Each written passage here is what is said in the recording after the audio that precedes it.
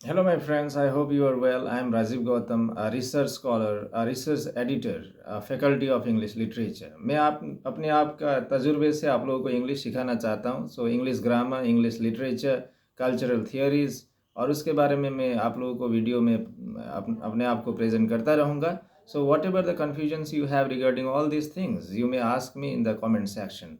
So before that please subscribe मी. और आज का जो टॉपिक है कि लोग अक्सर मुझे पूछते हैं कि इंग्लिश डिक्शनरी पढ़ने से क्या हमारा इंग्लिश इंप्रूव होता है. So this is a very funny question and let me tell you, suppose this is the best English dictionary isn't it, Oxford advance learners dictionary.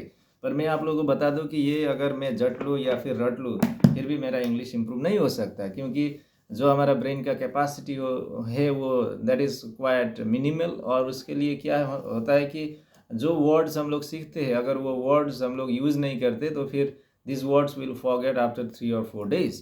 सो इसके लिए हम लोगों को क्या करना है कि suppose I have learn the word this is challenge. So he challenge me for the fight.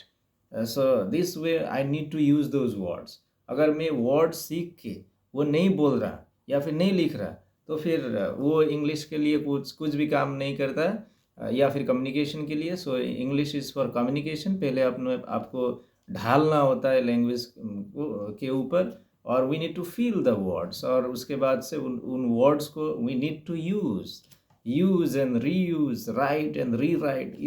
इसी तरह हम लोगों का जो वोकेब है वो इम्प्रूव होता है.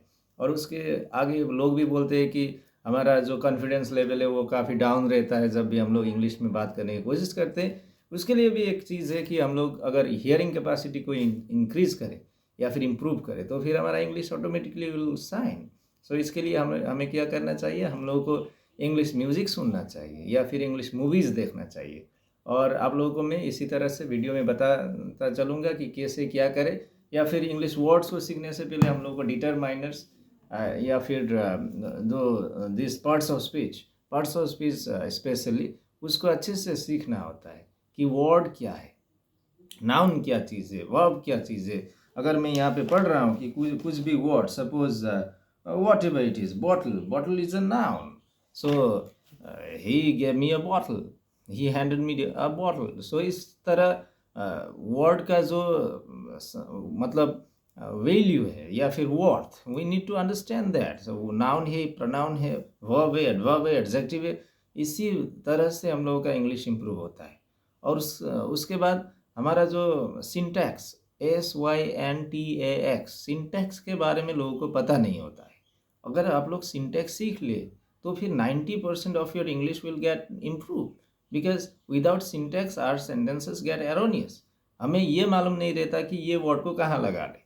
सो वर्ड प्लेसिंग तो आना चाहिए ना. So ladies and gentleman, if you want to learn more then please do comment and do subscribe me. Thank you very much.